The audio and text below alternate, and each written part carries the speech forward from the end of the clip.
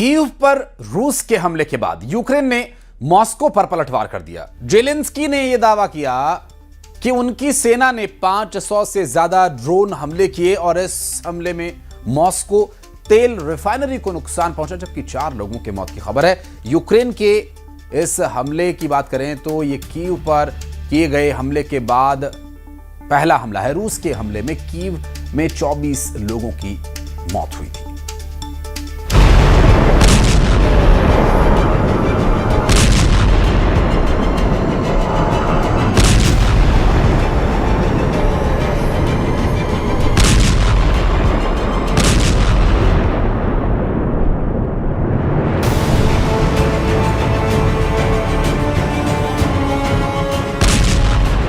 Ukraine ने Moscow को जलाना शुरू कर दिया है।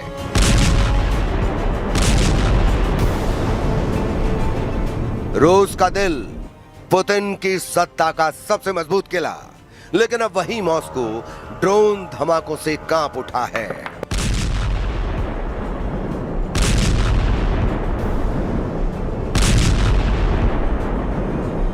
आसमान में आग, सड़कों पर सायरन, एयर डिफेंस की अंधाधुंध फायरिंग और रूस के भीतर अब तक का सबसे बड़ा यूक्रेनी ड्रोन हमला।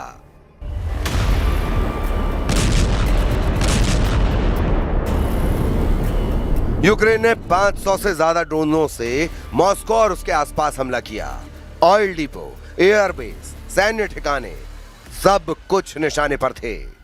लेकिन इस हमले के बाद दुनिया के सामने सिर्फ एक सवाल खड़ा नहीं हुआ, बल्कि कई खतरनाक सवाल उठ गए हैं।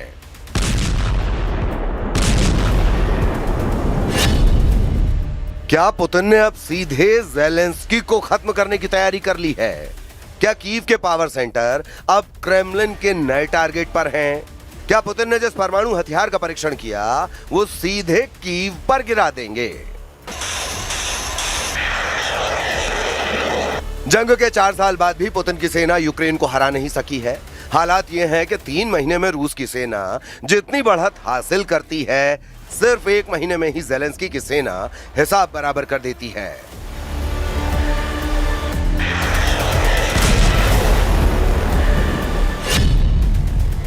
यूक्रेन ने जिस MNPZ रिफाइनरी पर ड्रोन हमला किया वो मॉस्को की मेन ऑयल रिफाइनरी है। यह रूस की राजधानी के बेहद करीब है और ईंधन सप्लाई का सबसे महत्वपूर्ण जरिया।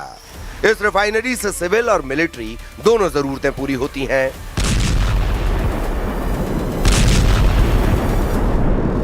इस रिफाइनरी पर अटैक से रूस की ऑयल प्रोडक्शन और लॉजिस्टिक्स पर असर पड़ सकता है, जो फिलहाल युद्ध के लिए बेहद जरूरी है। Також є хороша робота нашої розвідки. По-перше, чітко розуміємо, що обговорюється між Росією та керівництвом Білорусі. Пішла зараз більша активність росіян, я маю на увазі в розмові з Олександром Лукашенком, хочуть значно більше втягнути Білорусь у війну, та саме з території Білорусі जंग के 5वें साल रूस यूक्रेन युद्ध का वॉरफेयर पूरी तरह से बदल गया है। अब यूक्रेन मिसाइलों का जवाब ड्रोन से दे रहा है। रिपोर्ट में दावा किया गया कि मार्च महीने में रूस ने यूक्रेन पर 6000 से ज्यादा ड्रोन दागे। इसके जवाब में यूक्रेन ने मॉस्को पर 7000 से ज्यादा ड्रोन हमला किया। मतलब ड्रोन हमलों में यूक्रेन ने रूस को पीछे छोड़ दिया।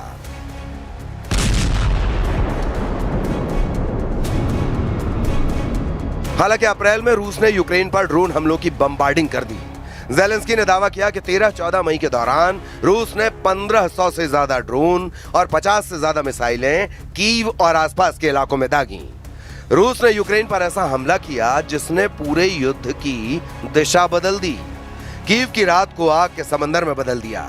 यूक्रेन के ऊर्जा ढांचे, एयर डिफेंस सिस्टम और सैन्य कमांड नेटवर्क पर लगातार हमले हुए। लेकिन सवाल है कि रूस के इन हमलों का मकसद क्या था? सिर्फ शहरों को तबाह करना या फिर यूक्रेन की कमान तोड़ना? ज़ेलेंस्की ने दावा किया है कि रूस उनकी हत्या की साजिश रच रहा है। Чернігівсько-київський напрямок ми будемо посилювати. Партнери теж знають, що відбувається і до чого схиляють Білорусь. Є у нас і російські документи, в яких пропонуються цілі для ударів по Києву.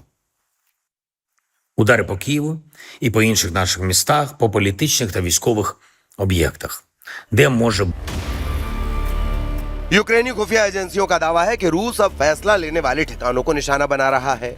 यानी रूस अब उन ठिकानों पर हमले कर रहा है जहां से युद्ध को कंट्रोल किया जाता है।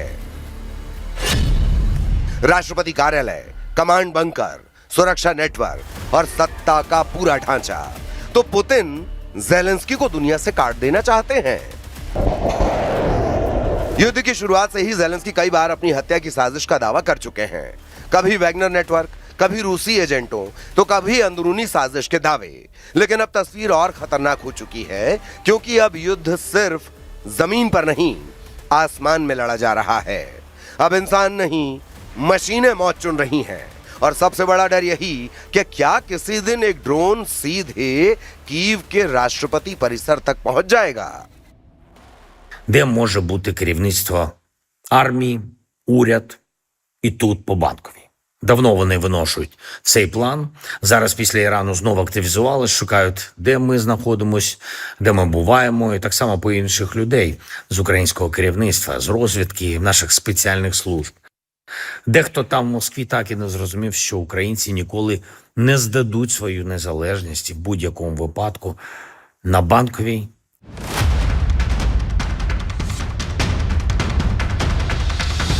मॉस्को पर यूक्रेन का हमला सिर्फ बदला नहीं था, वो एक संदेश था।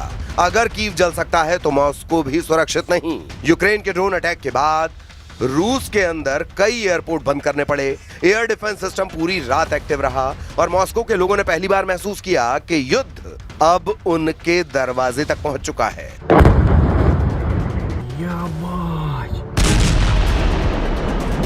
लेकिन क्या कभी किसी ने सोचा था कि एक छोटा सा देश रूस की राजधानी को इस हद तक हिला देगा? क्या कभी किसी ने कल्पना की थी कि यूक्रेन 4 साल तक मॉस्को के हर हमले का दोगुनी ताकत से जवाब देगा? तो क्या ज़ेलेंस्की ने रूस के खिलाफ अगले और 4 साल युद्ध करने की तैयारी कर ली है?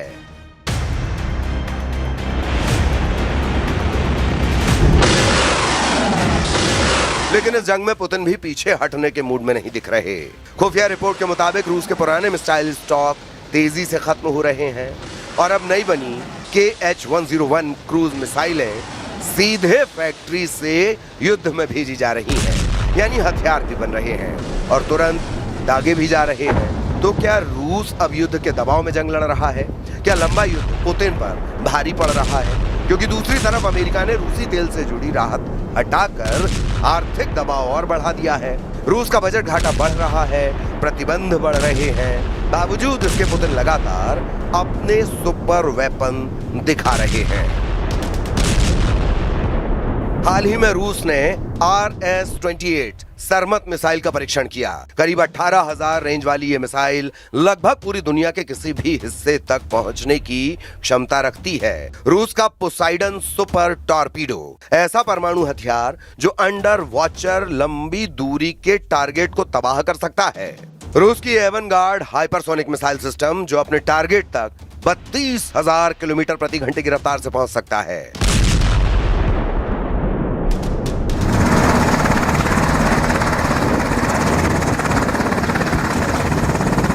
और इसी बीच नेटो सीमा पर भी युद्ध भड़कने का खतरा बढ़ता जा रहा है। रोमानिया में मिला जिंदा गोला, पोलैंड में एयर अलर्ट, ब्लैक सी में बढ़ती मिलिट्री एक्टिविटी। अगर एक मिसाइल नेटो सीमा के अंदर फट गई तो क्या नेटो सीधे युद्ध में उतर जाएगा?